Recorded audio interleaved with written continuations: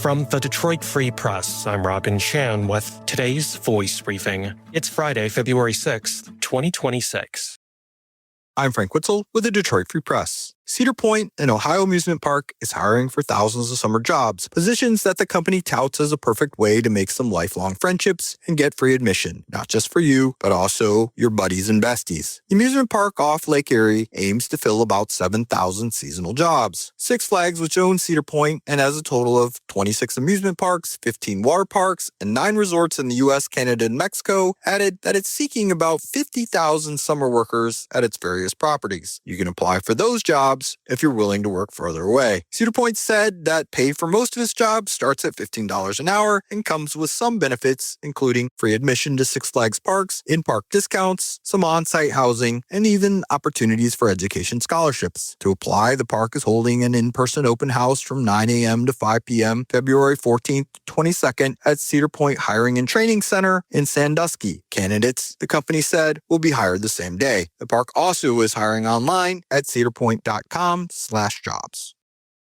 This is Detroit Free Press auto critic Mark Phelan. Ford and Toyota each placed 2 vehicles among Consumer Reports' 2026 top 10 cars, SUVs, and trucks. Reliability and fuel economy count for a lot with Consumer Reports. That's part of the reason that every vehicle on this year's list includes some degree of electrification. But internal combustion engines got plenty of love too. The Tesla Y SUV was the sole electric-only model on the list, while the Ford F-150 pickup had gasoline, hybrid, and electric models. Or at least it did until Ford dropped the all-electric F-150 Lightning late last year. Other winners include top sellers like the Honda Civic and Toyota Camry and Grand Highlander. Consumer Reports is also launching its Safety Verdict, a new report that recognizes brands with the highest number of vehicles offering all the latest safety features. Mazda topped the initial list.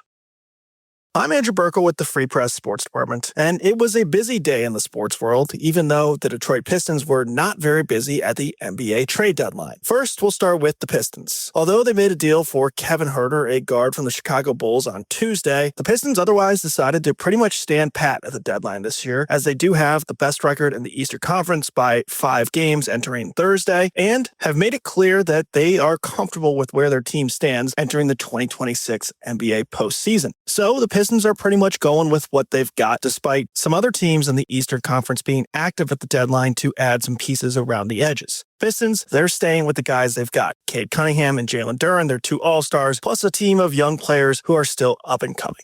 Now for our other big story of the day, that was the Detroit Tigers. Tigers made huge news Wednesday night when they signed former Astros left-handed pitcher Framber Valdez to a huge 3-year, $115 million contract, a huge boost to their starting rotation. But pretty quickly, everyone moved to what does this mean for Tarik Skubal, who is in a huge, massive arbitration battle with Tigers. So MLB arbitration is very confusing, but basically guys are under team control for a certain amount of years, and over the last 3 years, players are up for arbitration, aka they can debate about what their salary is going to be with the team. Usually it's much lower than what the player would get on the open market. So when the Tigers and Tarik Skubal couldn't agree to a deal, the Tigers submitted at $19 million, and Tarik Skubal and his agent Scott Boras submitted a salary of $32 million.